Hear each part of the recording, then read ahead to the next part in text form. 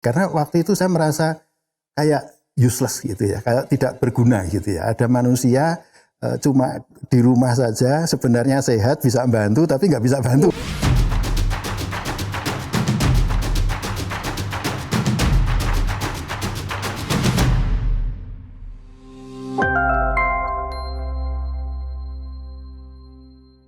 Halo Sobat Polgov, jumpa lagi di Polgov Talk. Bersama saya kali ini Wiwit Wijayanti, kita akan diskusi tentang dynamic reform, belajar dari pandemik COVID-19. Bersama kita kali ini sudah hadir dosen dari Departemen Ilmu Ekonomi, Fakultas Ekonomika dan Bisnis Universitas Gadjah Mada, Pak Rimawan Pradipto. Yuk, sebelum kita diskusi lebih lanjut, kita lihat dulu profil beliau berikut ini. Rimawan Pradipto adalah salah satu inisiator Gerakan Sambatan Jogja atau Sonjo yang telah berkembang sejak 24 Maret 2020. Selain itu, beliau juga merupakan dosen di Departemen Ilmu Ekonomi Fakultas Ekonomika dan Bisnis UGM. Pada diskusi kali ini, Pak Rimawan akan berbagi cerita mengenai perjalanan panjang Gerakan Sonjo yang telah menginspirasi banyak orang untuk menangani pandemi lewat gerakan kemanusiaan.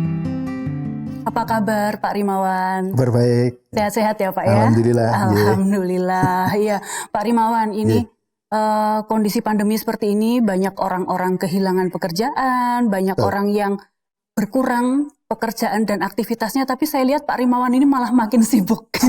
Malah makin sibuk. Apalagi dengan ini ya Pak, kegiatan Sambatan Jogja itu ya, Sonjonya itu. Boleh diceritakan Pak Rimawan itu dulu asal mulanya bagaimana bisa muncul Sonjo ini, kemudian aktivitasnya sampai sekarang seperti apa? Ya, terima kasih. Jadi ini kan sebenarnya reaksi dari pandemi. Dan pada saat itu tanggal 2 Maret pemerintah mengumumkan ada kasus pertama pandemi, lalu diterapkan kayak working from home atau PSBB. Nah, selama working from home ini kemudian saya tuh merasa gundah gitu ya, karena secara fisik itu bisa mampu melakukan banyak hal, tapi karena ya taunya ilmu ekonomi gitu ya, nggak bisa bantu teman-teman yang di nakes lah kira-kira. Nah, lalu kebetulan ada diskusi dengan Mbak Dr. Awalia Febriana dari Fakultas Kedokteran lewat WA gitu, dan beliau menunjukkan bagaimana situasi yang demikian susah ya waktu itu ya di rumah sakit gitu. Lalu saya tanyakan waktu itu, apa yang bisa kami lakukan nih orang-orang di luar nakes ini ya, kan kita tidak punya skills ya. Tapi apa yang bisa kami bantu? Nah, beliau tidak reply sampai keesokan harinya, sehingga saya tuh mikir-mikir apa ya yang bisa dilakukan. Karena waktu itu saya merasa kayak useless gitu ya, kayak tidak berguna gitu ya. Ada manusia cuma di rumah saja, sebenarnya sehat, bisa bantu, tapi nggak bisa bantu kan gitu sehat, kira-kira. punya waktu, gitu ya, ingin melakukan sesuatu, tapi nggak bisa melakukan apa-apa ya. gitu. Lalu kemudian saya coba waktu itu kontak dengan Prof. Sigit di hukum, di Dekan Fakultas Hukum. Lalu saya tanya, Mas, gimana kalau kita membuat gerakan, yuk gerakan kemanusiaan, pakai apa? Ya udah pakai WA aja, ya udah kita kumpulin. Awalnya dari situ. Nah, bermula dari situ kemudian berkembang demikian cepat, dalam waktu 3 minggu itu sudah menjadi 7 WA group, dan sekarang sudah menjadi 14 WA group gitu. Jadi itu WA grupnya ada banyak gitu ya? Ya. Itu apa perbedaan WA group itu? Ya, jadi WA group ini sebenarnya berkembang. Dan kita fokus di 3 sektor. Hanya 3 sektor saja, yaitu adalah kesehatan, ekonomi, dan pendidikan. Tapi di antara ini kan masing-masing memiliki isu-isu tersendiri. Jadi misalkan untuk ekonomi itu kita ada 3 WA group. Namanya Sonjo Pangan, itu sampai 1-2 karena 1 nggak cukup, 256 nggak cukup, tambah lagi 1. Ini sudah sampai hampir 200 sekarang. Tambah lagi Sonjo Wedding dan Wisata. Karena mengakomodasi rekan-rekan yang bekerja di bidang wedding, wisata, dan hotel dan lain sebagainya masuk ke situ. Kesehatan itu banyak, paling banyak. Karena di sana ada Sonjo Legowo itu untuk charity. Kemudian ada lagi Sonjo Rewangan itu untuk membantu sektor kesehatan, rujukan pasien antar rumah sakit itu kami membantu. Kemudian ada juga Sonjo Tangguh. Nah, Sonjo Tangguh ini yang kami kembangkan karena kami ingin mendukung yang namanya Desa Tangguh dan juga Shelter Tangguh. Dan yang terakhir yang kami punya itu untuk kesehatan juga itu adalah Sonjo Rukti Jenazah. Ya, ini untuk memberikan, karena sekarang ini banyak pasien itu wafat di rumah.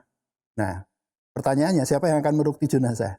Bukan tenaga medis. Kalau wafatnya di rumah sakit itu selesai masalah. Tapi ketika ini terjadi di mana? Di rumah, maka masyarakat di sekitar itu yang harus melakukan rukti jenazah.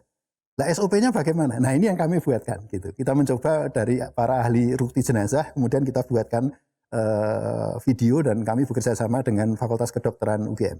Oke. Jadi itu tadi antara lain kegiatan-kegiatannya ya Pak. Tapi tadi sempat disebutkan Pak Rimawan juga ada bidang ekonomi, ada bidang edukasi. Itu aktivitas realnya seperti apa dengan masyarakat? Ya, jadi kalau dengan misalkan ekonomi itu kami mengalihkan dari transaksi fisik ke transaksi daring. Kami punya namanya database Sonjo Pangan. Itu ada sekitar 1.000 UMKM. Bahkan supermarket masuk ke situ.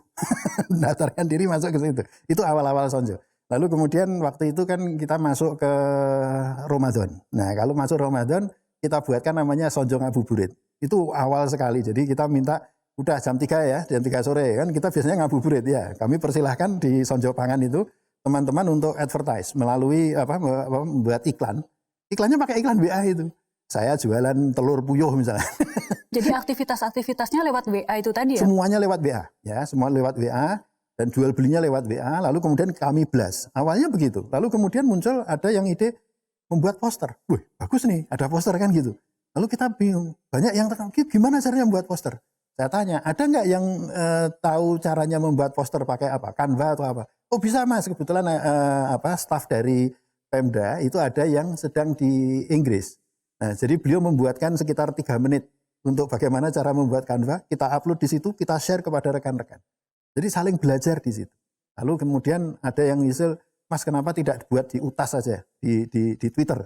Nah, barulah kita di situ menggunakan Twitter, Facebook, Instagram, dan lain sebagainya. Jadi bergerak. Yang terakhir kami memiliki namanya EPS, Etalase Pasar Sonjo, itu dari Glides App. Yang sebenarnya Glides App itu adalah address book.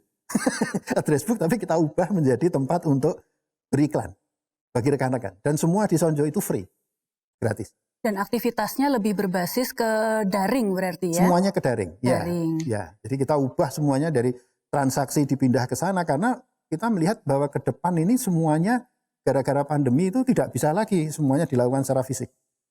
Jadi kita harus melakukan adaptasi. Nah, adaptasinya gimana? Pindahkan transaksi fisik ke transaksi daring. Pakai WA group aja, nggak usah susah-susah gitu. Yang simple ya, yang sederhana tetapi ini efektif. Berhasil. Alhamdulillah berhasil gitu. Oke, jadi ini sudah berjalan hampir 1 tahun ya, Pak Rimawan, hampir, ya? Kami berdiri 24 Maret 2020. Ya, Maret hampir ya. 10, ya hampir 11 bulan. Oke, dan ternyata di sepanjang waktu itu beraktivitas dengan daring itu bisa dilakukan untuk mengatasi permasalahan-permasalahan yang kita hadapi bersama ini sehari-hari gitu. Nah, itu dimulai dari pemahaman bahwa bencana yang kita hadapi ini adalah bencana yang sifatnya jangka panjang. Taunya bagaimana? Ya taunya kita simpel aja sih. Kalau saya ya nggak tahu namanya ekonom gitu. Ekonom bicara pandemi nggak paham kan gitu. Tapi kita tanyakan pada ahlinya. Nah di Sonjo ini banyak ahli kesehatan. Lalu waktu itu kita diskusi, kita punya forum namanya Sonjo Angkringan. Nah Sonjo Angkringan ini awalnya, balik lagi Bu Wiwit. Awalnya itu dari orang kurang kerjaan sebenarnya. Malam-malam kurang kerjaan, saya kemudian ngobrol sama Mas Gumilang Aryo Sahadewo. Saya tanya, Mas Gilang, buat forum yuk apa? Diskusi aja yang santai apa? Sonjo Angkringan. Ya udah pokoknya kita sharing aja. Ya, jadi seri pertama saya ngisi ya, hanya dengan beliau. Tapi kemudian 2 seri berikutnya, itu 2 minggu berikutnya, karena minggu berikutnya itu kosong gitu. Itu berisi tentang bagaimana pengadaan barang dan jasa. Karena waktu itu yang dihadapi rekan-rekan itu, mereka ada yang takut, ada yang berani gitu ya. Sampai kita mengundang Direktur Pengadaan Barang dan Jasa KPK untuk bicara di situ. Nah inilah yang berkembang kemudian ya, kami berkembang. Dan ke-14 tadi itu berkembangnya gara-gara apa? Kondisi yang ada. Ketika kondisi itu memaksa adanya kebutuhan untuk rujukan pasien di rumah sakit, karena rekan-rekan rumah sakit mengalami kesulitan, kita akomodasi. Kemudian ada lagi tadi rukti jenazah. Ternyata sudah muncul banyak beberapa kematian. Itu orang pasien COVID wafat di rumah. Sehingga teman-teman kemudian mengatakan, ya mari kita buatkan. Kalau ini buatkan WA Group gimana? Ya kita buat WA Group gitu. Jadi WA Group itu muncul sesuai dengan kondisi yang ada di lapangan. Berarti itu tadi ya, kenapa Sonjo bisa aktivitasnya berkelanjutan gitu sampai hampir 1 tahun ini, karena memang ya berkembang aktivitasnya gitu ya, menyesuaikan dengan apa yang terjadi di masyarakat ini yang mungkin berbeda dengan gerakan-gerakan kemanusiaan yang lain yang dilakukan oleh kelompok-kelompok lain ya. Misalnya kalau yang kita sering lihat kan ada kelompok-kelompok alumni atau ibu-ibu PKK atau komunitas hobi begitu kan, penggalangan dana. Biasanya habis penggalangan dana menyalurkan begitu, baik berupa dana maupun berupa barang-barang, setelah itu berhenti. Kira-kira strateginya seperti apa ya supaya yang lain-lain itu juga bisa sustain kegiatannya seperti Sonjo, karena kan kita harapannya semakin banyak kan akan semakin baik ini untuk menghadapi pandemi ini. Jadi yang lebih penting itu apa? 3 huruf, MAU, mau. Itu aja sebenarnya.